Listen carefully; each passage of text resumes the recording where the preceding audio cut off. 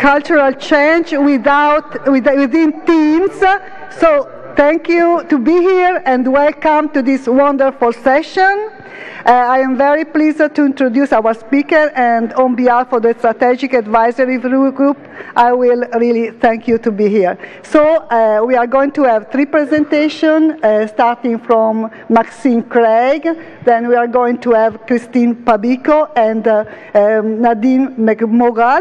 So we are going to learn about team. We will have presentation, and then if you have questions, please you can ask the question, and at the end we are going to have, of course, an additional discussion with more questions, and don't forget to tweet. Of course, it's hashtag and quality too. Thank you. So Maxine, it's up to you. Good afternoon, everybody. We didn't know that we were doing some sort of performance at the front until our colleague got us up, so we were all a little bit uncomfortable.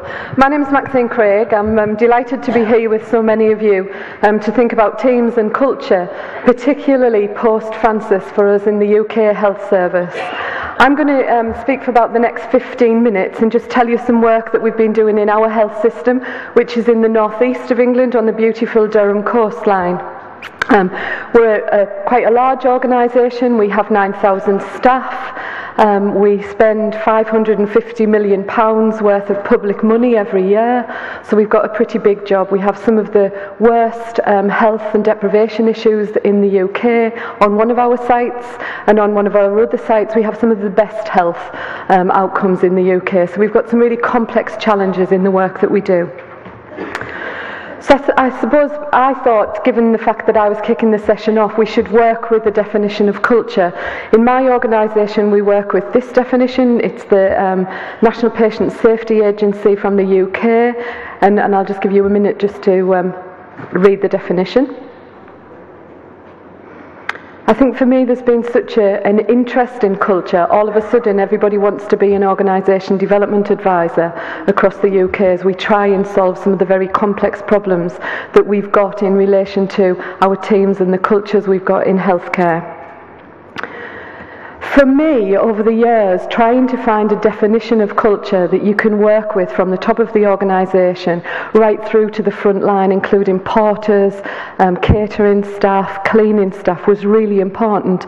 And this is probably the best model that we've found in terms of working with staff. Staff seem to understand this model of culture. So you can get over some of the translational issues. It was interesting, yesterday I was in the IHI session on innovation, the 90-day innovation session, and they were sharing with us the work around that what you do, you don't change culture, you start with changing behaviours. So this model fits into that. There's a very clear place of where behaviours are actually located within culture. So our story goes back a long time. I'll just give you a minute to read that slide.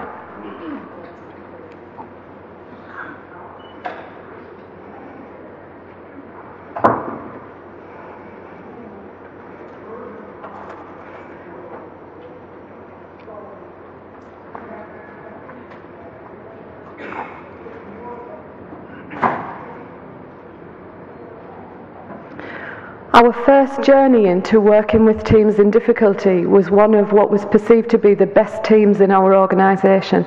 This group of staff had all the awards you could imagine, and we found the scenario that's on this slide here.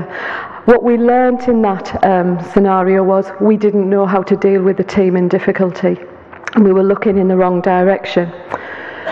Out of that work, we've been on a 10-year journey, and this slide is probably one of our most useful slides that we use, really. And it's saying to you that, you know, what we're aiming for in all our organisations are people at the top of this slide, healthy teams who are performing well and working to improve their services. And what we've learnt over the years is that requires constant leadership attention. What you can't do is have teams that go away for one day a year and have an away day and think that's their team development. It needs constant leadership attention. We've also learned that all teams can fall into difficulty for a variety of facts, and I'm happy to pick up at the end what we've learned about that. And at times teams need specialist support to help with difficulty. The key factor on this slide is that some teams have insight when they fall into difficulty and some teams have none at at all. So we're looking all the time at trying to build our teams up to work at the top of this slide, where teams understand that teams fall into difficulty and know how to correct that when that happens. So that's quite a seminal slide for us. What we learned in 2003 was when we found this very shocking situation in a team where the staff were devastated, was the only instruments available for us to use were people incompetent. Had it happened because people were incompetent, or had it happened because people had breached the disciplinary codes of the organisation. So we did what most organisations would do. We started an investigation to see was it a competency issue or to see whether it was a potential disciplinary issue. And that led us into all sorts of problems. It led us into staff who felt very threatened by what we were trying to do. And what we learned from that whole situation was we couldn't help teams in difficulty if the only instruments you use are disciplinary and looking for lack of competency. And what we learned over the years is there is a space that you can create between competency and disciplinary, and within that space you can do an awful lot of development work. So for us, we've made this space bigger. We do all our teams in difficulty work in that space. We don't look at competency. We don't look at disciplinary in the beginning. What we're looking at is what are the developmental processes that have led to this team falling into difficulty, and what do they know? All our work in the UK health system and also internationally tells you that when you have a big problem with team culture, people know, and people have known for some time before you actually get to the point that you start to hear at the centre of the organisation. So the thing that we've done is we've developed a 10-step methodology. I've put a paper onto the site here so you can download a more detailed paper about this. One of the key things that we did, we looked at sources of informal intelligence and how we collected stories and narrative from the staff, and that gave us a lot of information.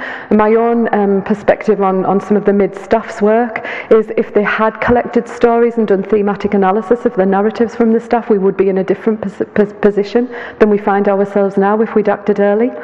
We focus on honest conversations and trying to make honest conversations more comfortable in the organisation so that people can speak the truth and we can hear the truth, even if that truth is very difficult for the top of the organisation to hear. We now have a system in place where when a team falls into difficulty, we put a whole methodology around it, and that includes weekly reporting into the chief executive from a developmental perspective, what support is this team getting to help them, but also a monthly report into the board where we're checking on patient safety issues. The whole process is predicated on self-assessment and discovery by the team, so the team help you work out why they've fallen into difficulty, and then the interventions that fall from that are co-designed with the team, with people like myself working with them.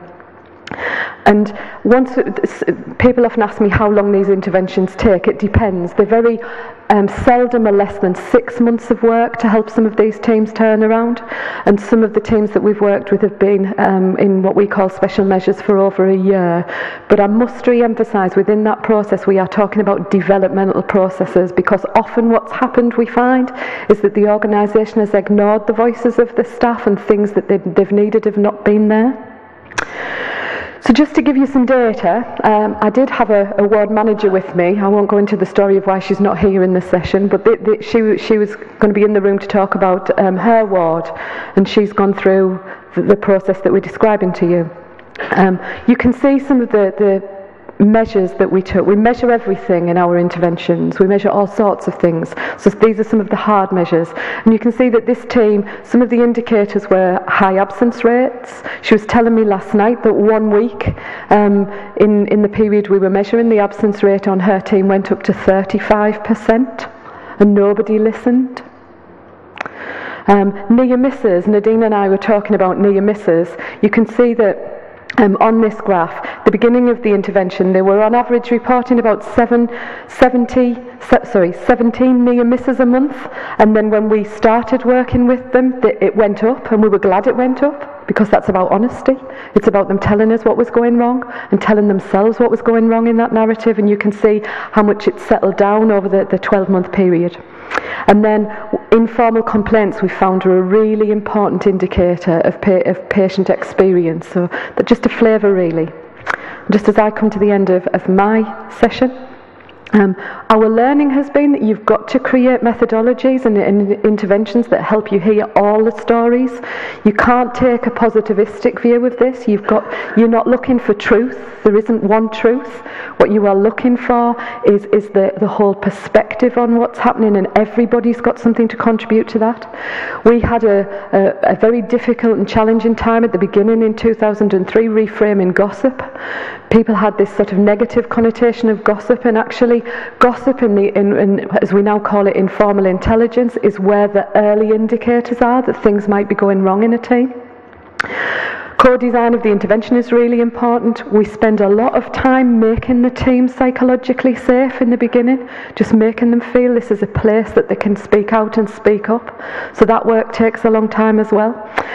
Key in all of this is strengthening personal accountability. We often have a lot of bystander behaviour at the beginning, and I think again if you look at the mid-staff's inquiry reports, you will see that lots of staff knew and stood by and did nothing and feel now very guilty about that. So we do a lot on personal accountability.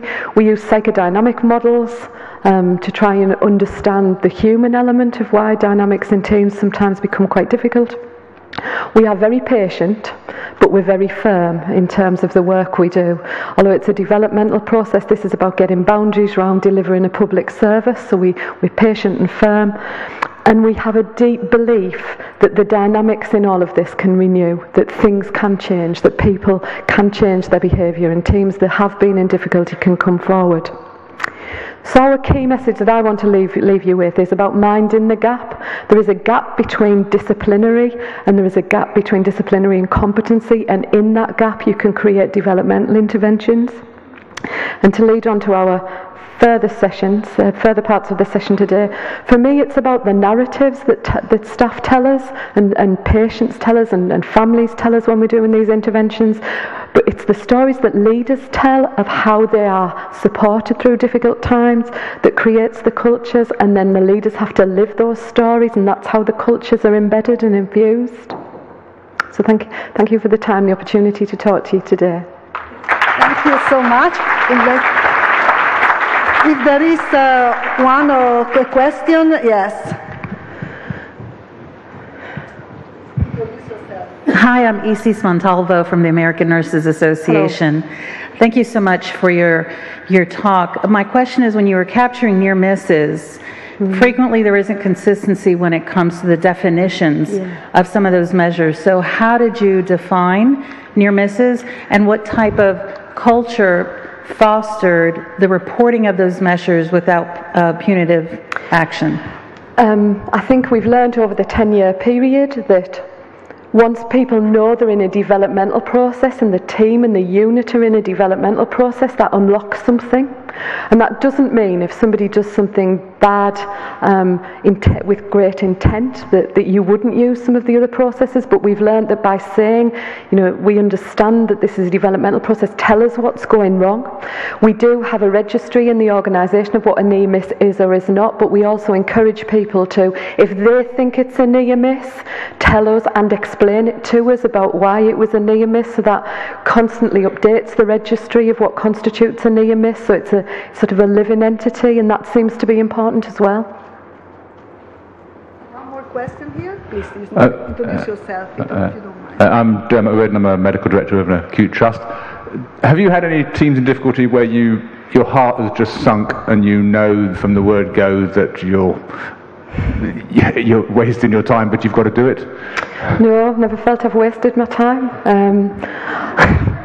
I've been in the health service 32 years. I have a great job. There are teams that are more challenging, and I suppose as we've learnt more, we've learnt to gauge that, about how challenging this is going to be.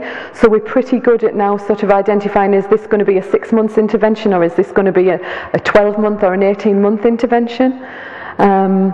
No, my heart never sinks, because I think fundamentally people can change if they choose to, and the job we do for the public in the UK is really important. We keep them safe and make them better. So we've got to have heart and we've got to have hope. Okay, thank you.